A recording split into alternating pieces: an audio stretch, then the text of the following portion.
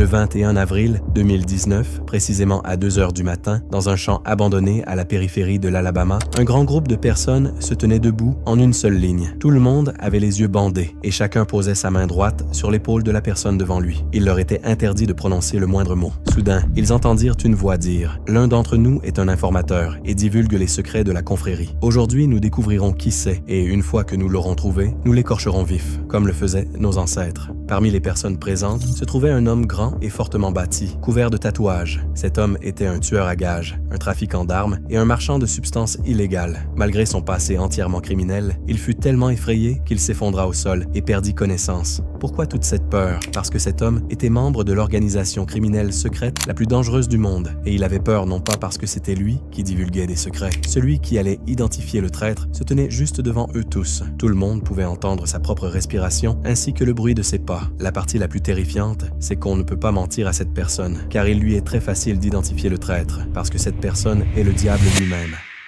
Aujourd'hui, je vais vous raconter l'histoire du groupe secret le plus dangereux de la planète. Un groupe qui voue un culte à Satan. Un groupe qui est resté un mystère pendant des décennies, qui comptait parmi ses membres les criminels les plus dangereux de la Terre et qui, après des centaines de tentatives, a finalement été infiltré avec succès grâce à des espions placés en son sein. Le véritable génie de cette histoire ne réside pas dans le groupe lui-même ni dans ses détails. Le génie se trouve dans la méthode d'infiltration, dans ce qui s'est passé ensuite et dans les secrets qui ont émergé, des secrets que personne ne croirait. Avant de vous raconter l'histoire de mon propre point de vue, je vais d'abord la raconter de la manière dont l'homme qui a révélé les secrets de ce groupe l'a raconté lui-même. Scott est un homme de l'Amérique rurale, d'apparence simple, avec des traits marqués par des années passées à travailler sous le soleil. Scott appartenait à une catégorie de personnes appelées rednecks, des gens vivant dans des états ruraux dont la vie est caractérisée par le travail acharné, la simplicité et un contact constant avec la nature et le soleil. La société les regarde souvent de haut. Scott venait de cet environnement simple qui déteste la ville. Il détestait le système civil qui méprisait les rednecks. Souvenez-vous de cette phrase, c'est la clé de tout le mystère. Scott avait un secret que personne ne connaissait, sauf ceux qui avaient vécu dans le monde des démons. Nous y reviendrons bientôt. Ce qu'il faut ajouter au profil de Scott, il a été un criminel toute sa vie. Il travaillait avec des trafiquants de contrebande, s'est impliqué avec des gangs de motards, fréquentait des délinquants et des extrémistes, vivait parmi eux et a appris leur façon de parler et de planifier. Scott était connu pour une phrase qu'il répétait toujours, « Nous partons en camping », ce qui signifiait qu'il allait tuer quelqu'un, et lorsqu'il tuait quelqu'un, il écrivait des mots blasphématoires et des insultes anti-américaines à côté du corps.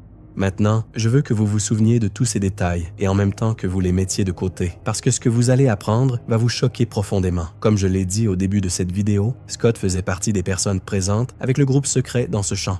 En 2017, c'est lui qui s'est évanoui lorsqu'il a découvert que quelqu'un allait être démasqué, tué et écorché. Imaginez à quel point la situation devait être terrifiante pour qu'un homme comme Scott s'évanouisse de peur.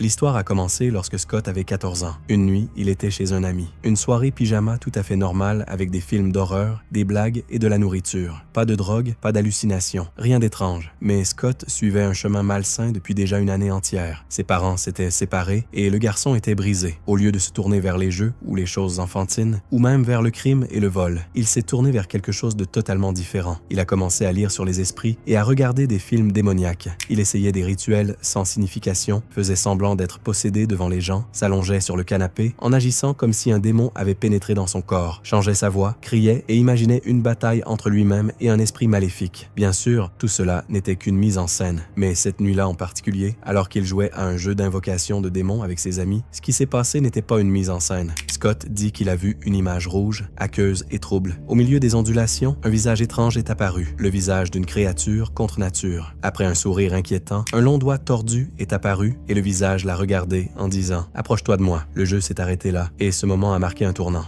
Scott dit « Après ce que j'ai vu, la peur m'a ramené vers Dieu. Non pas parce que le diable m'a saisi, mais parce que c'est moi qui courais vers lui. J'ai compris que la seule façon d'échapper à cette chose était de revenir à Dieu parce que lorsque j'ai vu le diable, ce n'était pas du tout facile. » L'histoire ne s'est pas arrêtée là. Notre ami, en 2017, a de nouveau invoqué le diable, mais cette fois d'une manière terrifiante. Mais d'abord, quelle est la communauté dont je parle? Lorsque Scott a grandi et est devenu un homme expérimenté, après avoir été témoin de 1000 crimes et rencontré 1000 criminels, il a rejoint le Ku Klux Klan, KKK. Le premier rituel païen auquel Scott a assisté s'est déroulé au sein de ce groupe, et c'est durant ce rituel que le diable se serait apparemment manifesté clairement, selon le propre témoignage de Scott. Il a dit « Le premier jour où j'ai assisté à une telle réunion, compagnons, c'était 4 ans après les avoir rejoints. À ce moment-là, j'avais prouvé un niveau de loyauté suffisant, ce qui m'a rendu éligible pour participer à ce rassemblement. Nous étions tous debout, en cercle autour d'une chèvre, divisés en groupes de 12 personnes chacun. Les cercles étaient disposés autour de la chèvre en formation de chaîne, des anneaux imbriqués. Le cercle le plus proche de la chèvre était celui dans lequel Scott se trouvait. Non seulement cela, mais la chèvre était directement devant lui. Ainsi, lorsque le moment est venu de la sacrifier, on lui a demandé de tenir ses pattes pour l'empêcher de s'échapper, tandis qu'une autre personne tenait ses membres et qu'une troisième l'égorgeait. Tout le monde restait immobile. Personne n'avait le droit de prononcer un mot afin de ne pas perturber le rituel. Ensuite, leur chef a recueilli le sang dans une coupe en métal, puis chacun a pris un certain type de drogue illégale. Il devait avaler la pilule en buvant dans cette coupe comme on avale un médicament avec de l'eau, sauf que ce qu'il buvait n'était pas de l'eau.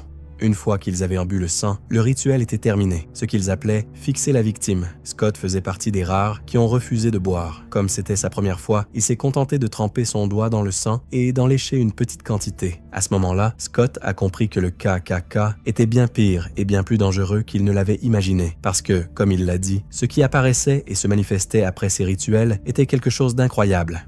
Maintenant, réorganisons l'histoire. Scott n'était pas un criminel. Scott était un agent du FBI infiltré au sein de ce groupe, grâce à une opération ingénieuse de 5 ans visant à découvrir qui ils étaient et à permettre au gouvernement des États-Unis de les démanteler. Récapitulons la chronologie. À 13 ans, Scott s'est intéressé aux esprits et aux pratiques démoniaques. À 14 ans, il a joué à un jeu avec des amis et a vu une étrange créature, le diable. Après cela, il a abandonné ses pratiques et s'est repenti. Il est ensuite entré dans le monde criminel et a fréquenté des criminels et des gangs de motards. Puis, il est devenu agent du FBI. Et c'est là que notre véritable histoire commence. La nouvelle surprenante, Scott était le meilleur agent infiltré du FBI. Au cours de sa carrière, Scott a infiltré des dizaines de groupes secrets. Tous ces rituels, tout ce sang, toutes ces drogues dont j'ai parlé au début de la vidéo, Scott avait tout vu. Et pire encore, car pendant 17 ans, sa vie entière avait été consacrée à une seule mission, infiltrer ces groupes et les arrêter avant qu'une personne ne soit tuée. Il était habitué à cet environnement. Mais le KKK était différent.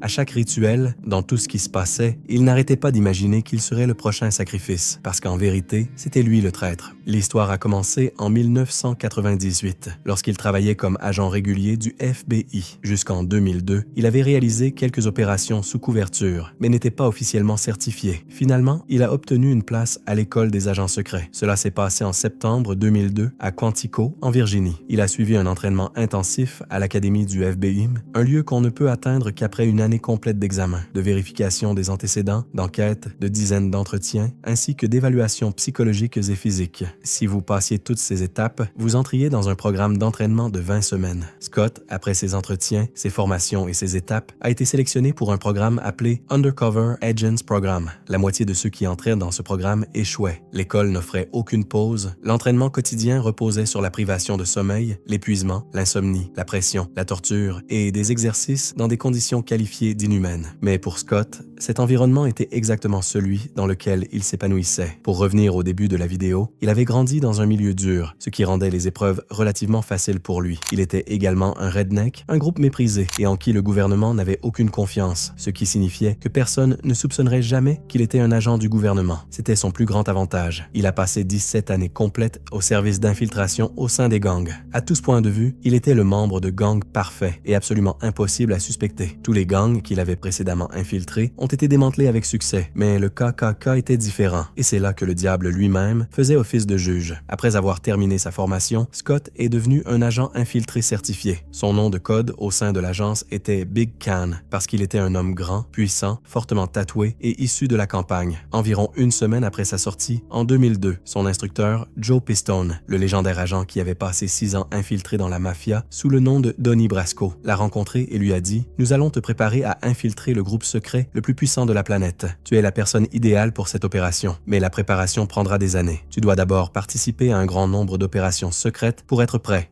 Ainsi, la première étape a été d'assigner Scott comme enseignant dans la même école dont il venait de sortir. L'objectif, perfectionner ses compétences d'agent infiltré. Enseigner une idée l'ancre dans votre esprit bien mieux que de simplement l'étudier. De plus, jouer des scénarios pour de nouveaux étudiants offre une capacité remarquable à gérer n'importe quelle situation. Pendant cette période, des agents expérimentés et des experts en infiltration observèrent les nouveaux visages et les sélectionnaient pour des missions importantes. Chaque fois que Scott participait à un scénario, scénario, il démontrait qu'il pouvait incarner son rôle, convaincre n'importe qui en face de lui et supporter une pression que personne d'autre ne pourrait endurer. Première grande mission sous couverture, le gang de motards Outlaws. Ce gang avait un passé de meurtre, de contrebande, de prostitution et de blanchiment d'argent. L'infiltrer était presque impossible, mais Scott avait passé sa vie parmi des gangs de motards et les connaissait parfaitement. Plutôt que de les approcher directement, il apparaissait dans les mêmes lieux qu'eux et affichait des comportements signalant qu'il était une personne puissante. Il remarqua un membre nommé Spunky, narcissique et avide d'attention. Scott détourna délibérément la lumière de Spunky de manière indirecte. Partout où Spunky se montrait, Scott parlait fort, plaisantait, riait et remplissait la pièce d'énergie, attirant l'attention des gens. Cela provoqua Spunky qui finit par appeler Scott à lui, apprendre à le connaître et le présenta au reste du gang.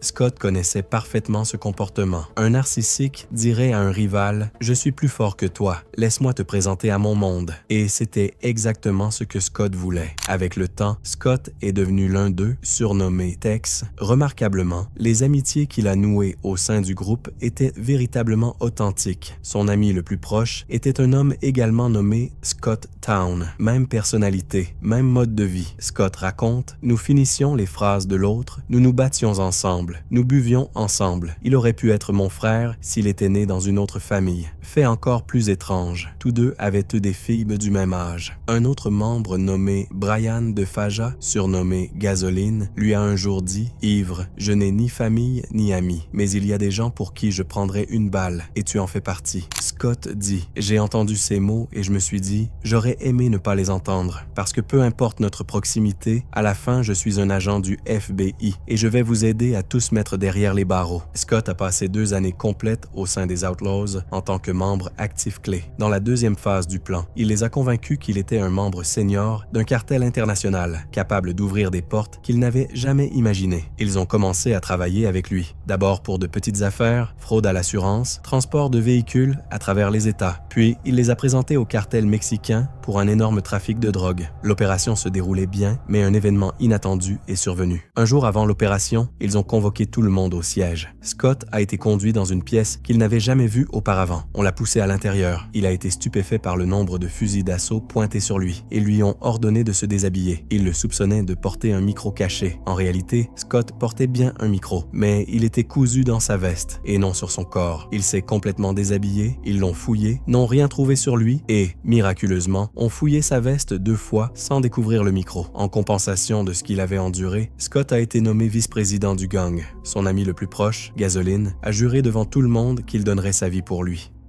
Le lendemain, la transaction réelle a eu lieu. 2 camions dans le parking d'un hôtel, l'un rempli de drogue, l'autre rempli d'argent liquide. 40 kilos de cocaïne et 500 kilos de marijuana devaient être vendus à des acheteurs canadiens. 12 membres des Outlaws étaient positionnés autour de la scène pour la protection, la sécurité et la logistique. La transaction s'est déroulée sans accroc. Chaque Outlaw a reçu 15 000 $. Ce que personne ne savait, les membres du cartel étaient des agents du FBI, les acheteurs canadiens étaient également des agents du FBI. La seule personne réellement au courant de tout le monde présent était Scott. 8 mois après cette opération, grâce à Scott, le FBI a infiltré 9 gangs. Les Outlaws sont devenus des intermédiaires dans des dizaines de transactions douteuses, mais Scott a subi un effondrement psychologique complet. Il était si traumatisé qu'il a tenté de se suicider à plusieurs reprises. Après avoir reçu l'ordre de prendre 6 mois de repos obligatoire, Scott reçut un appel téléphonique à 4 heures du matin de son ami Scott Town, la voix tremblante, disant « Il y a eu des descentes. 15 membres ont été arrêtés en 24 heures. Méfie-toi, pas de la police. Méfie-toi de nous. Nous savons que tu es un agent du FBI. »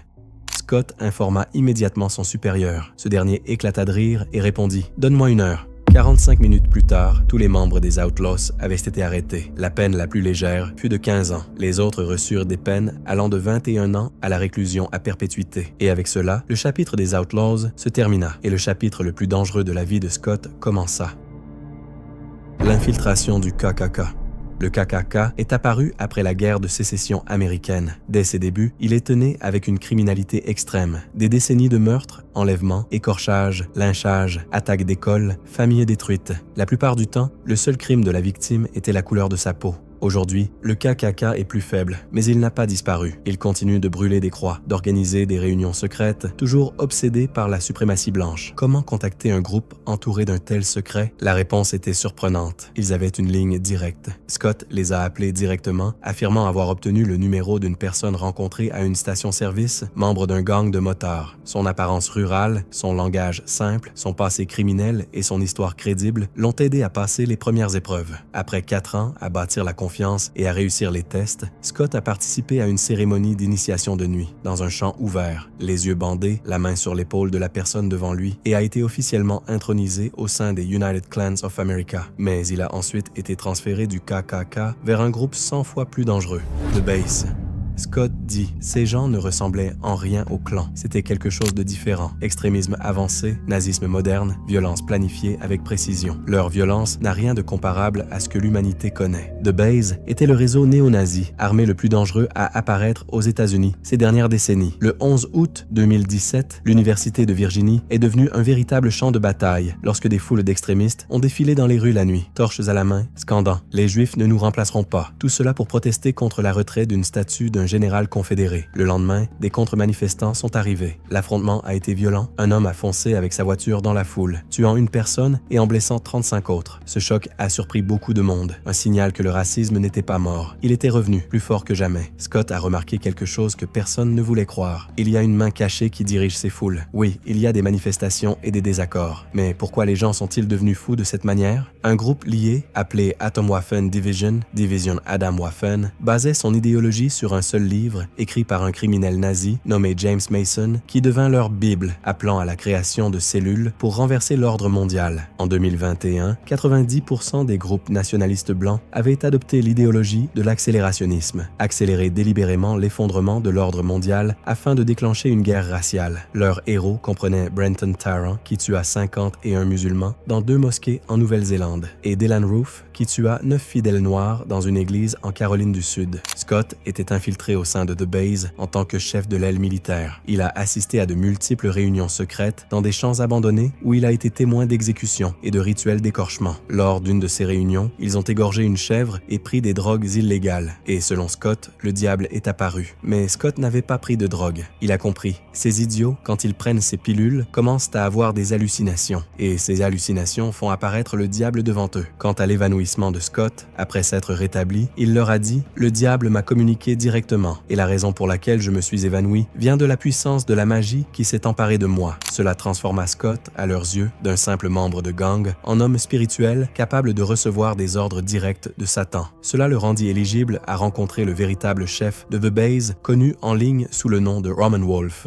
dont le vrai nom est Rinaldo Nazaro, 45 ans, un Américain du New Jersey ayant travaillé comme contractuel pour le département de la justice des États-Unis en Irak et vivant désormais en Russie, dirigeant un réseau néo-nazi mondial depuis derrière un écran. Après un entretien d'1 heure avec Roman Wolf, réalisé via un programme spécial crypté, Wolf dit à Scott « Tu vas rencontrer un groupe plus grand que moi, ceux qui contrôlent tout. Mais d'abord, je veux te rencontrer en personne. » Le 2 août 2019, à Rome, en Italie, Scott arriva à l'endroit convenu. Il ne portait pas de micro, mais un dispositif de localisation se trouvait dans son véhicule. Les membres de The Base le scannèrent avec des équipements de détection et ne trouvèrent rien. Lorsqu'ils s'approchèrent du véhicule, le dispositif déclencha une alarme, mais un membre l'écarta d'un geste, disant « Probablement juste le câblage électrique de la voiture. » Scott raconte « À ce moment-là, j'ai dit à haute voix « Merci Seigneur. » Après avoir été validé, il fut conduit à un autre lieu où le chef de The Base lui dit « Même le président des États-Unis reçoit ses ordres du groupe de la cabale. Tu auras l'honneur de les rencontrer et de travailler avec eux. » Scott raconte « Tout ce qui s'est passé dans ce camp était 100% réel. Depuis 1996, j'ai travaillé sous couverture dans des gangs et parmi des trafiquants de drogue, mais rien dans l'univers ne ressemble à ce groupe. Ils ont volé une chèvre dans une ferme, lui ont tranché le genou lors d'un rituel païen, ont bu son sang, l'ont mangé cru après avoir tracé des symboles sataniques sur sa chair, accompli tous les actes interdits possibles, puis se sont rassemblés en cercle. Scott dit « Le diable est apparu, mais personne ne pouvait le voir car tout le monde avait les yeux bandés. J'ai réellement entendu ses pas, des pas étranges, lourds, puissant, mais personne n'avait le droit d'enlever son bandeau. Il ressentit une énergie étrange. Il fit un vœu à Dieu. Si je sors vivant de cette réunion, je mettrai fin à cette opération et je quitterai le FBI. Puis, il entendit la voix. L'un d'entre nous est un informateur et divulgue les secrets de la fraternité. Aujourd'hui, nous allons découvrir qui c'est et nous allons le dépouiller vivant. Scott sut que c'était la fin. Il s'attendait à ce que le diable le désigne directement. Il s'effondra et s'évanouit. Mais l'informateur se révéla être quelqu'un d'autre. Tous les rituels furent accomplis sur cette autre personne. Scott fut protégé une fois de plus parce qu'il décrivit comme une intervention divine. Scott a passé 3 mois à planifier une opération complète. En novembre 2019, il organisa une rencontre avec le chef de The Base dans un petit village près de Rome. À son arrivée, il fut fouillé, mais son dispositif de localisation était implanté sous sa peau, fabriqué en bois, indétectable par tout scanner. Au moment où Scott entra dans la réunion et aperçut le chef de The Base, une descente fut immédiatement déclenchée et tout le monde fut arrêté. En moins de 2 heures, le groupe entier fut neutralisé. La organisation terroriste secrète la plus dangereuse au monde avait été démantelée.